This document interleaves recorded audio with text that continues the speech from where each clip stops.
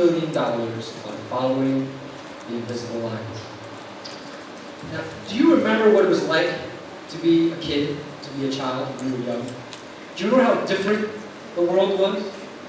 When I was a child, I remember the world being limitless, possibilities being endless. You could do whatever you wanted, right? If you ask a child, what do you want to do when you grow up, they usually say some very amazing things.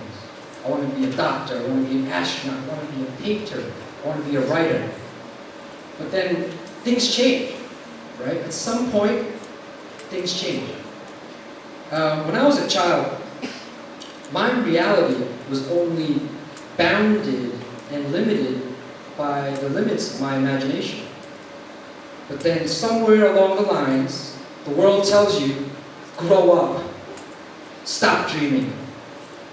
And my talk today is about that. Now, what are invisible lines, you ask?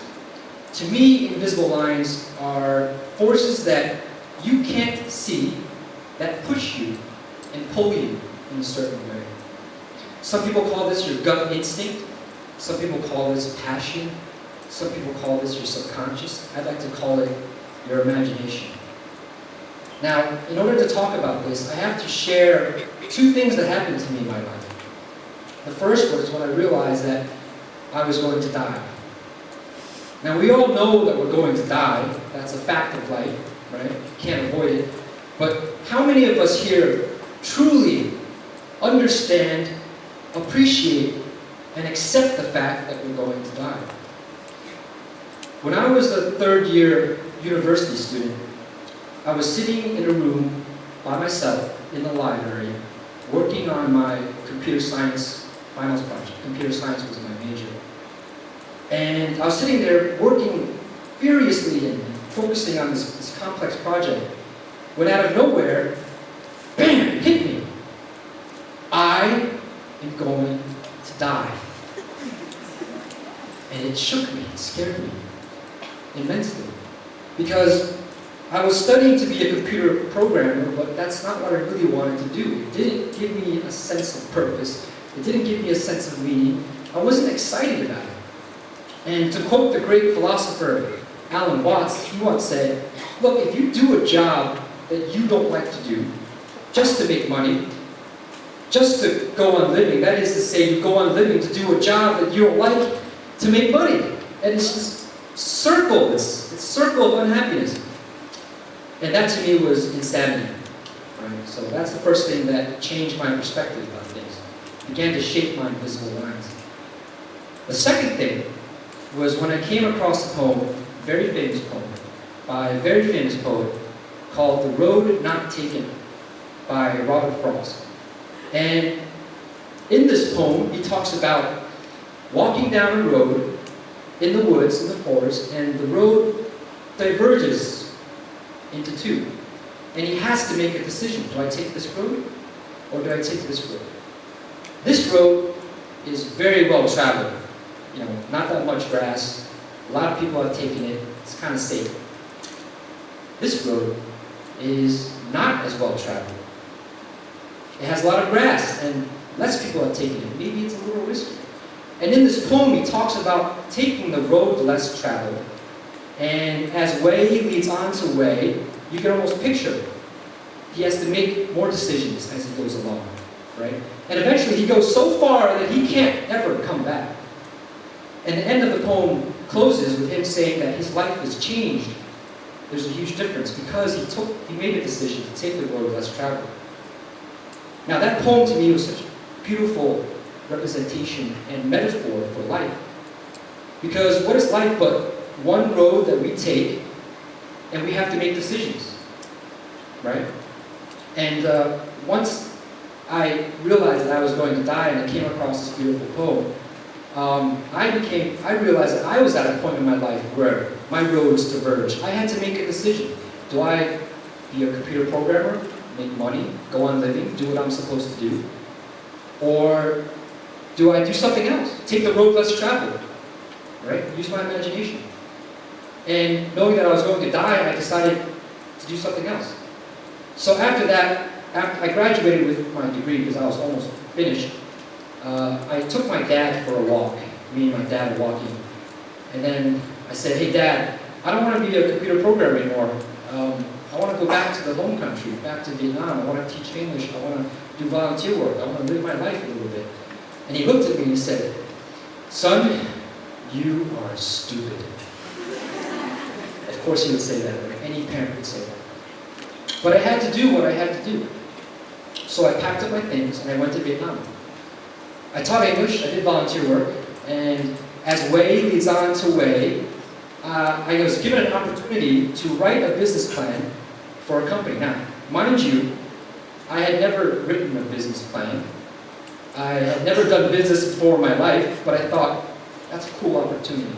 That's a road less traveled. I'm going to try that. So I went on and I Googled how to write a business plan. And then I took a template and I filled it in, did my research. And after I finished it, the company said, that's a great business plan. Why don't you go to Singapore, based on this business plan, and get us contracts? Because that was my idea, right? Do outsourcing for the software company. And I said, that's a great idea. So at that time, me and my coworker, his name was Mike, flew to Singapore. Now here is where the story gets a little interesting. This was the first time that I failed following my invisible lines. One of many times that I would fail.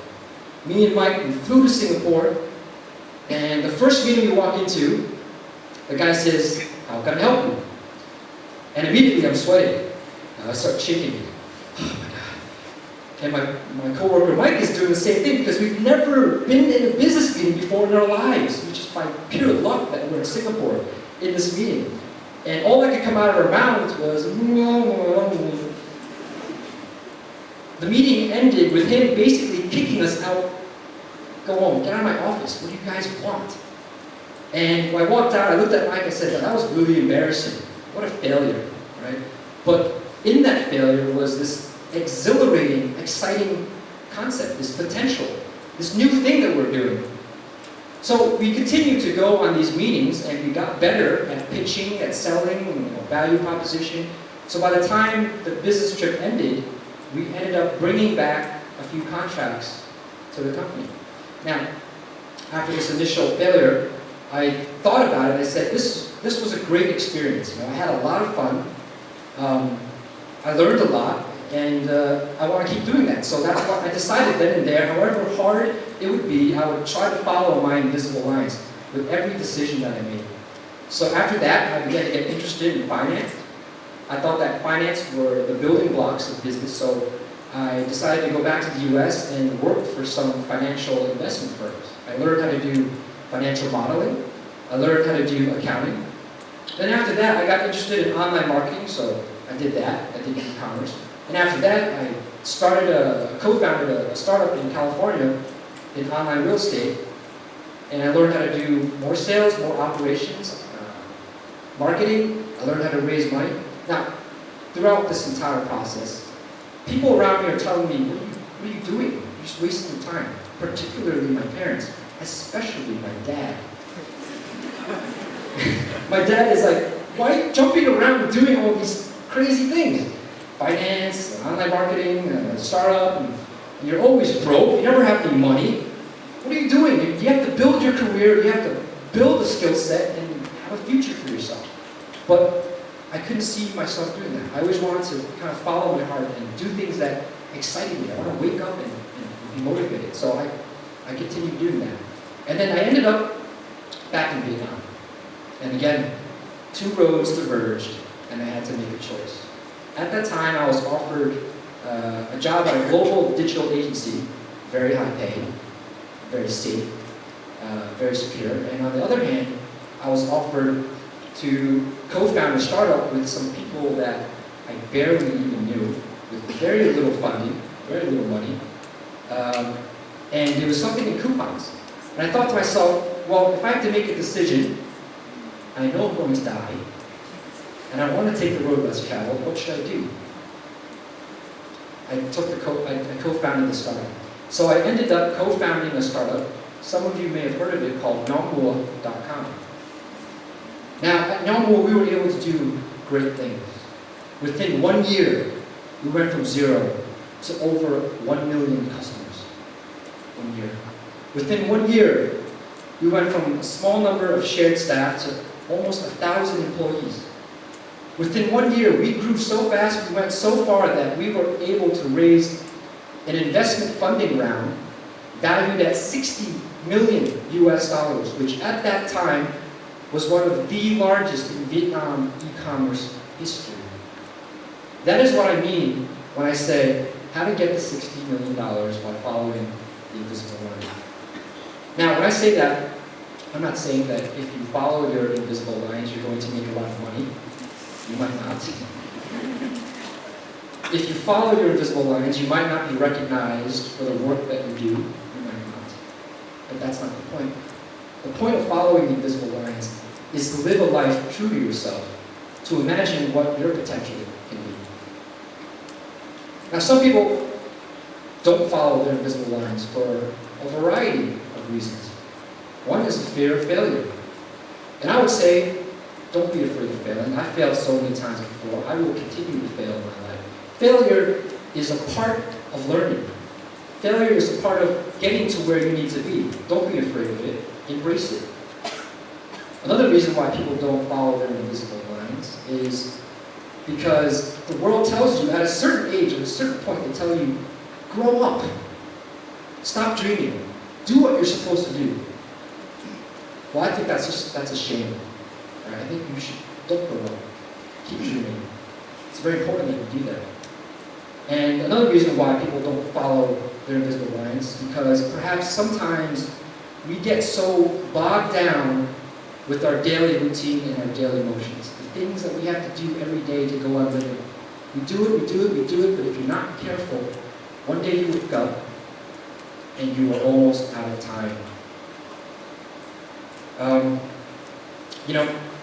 You might ask me, how do I find out about my invisible lines? I don't know what to do.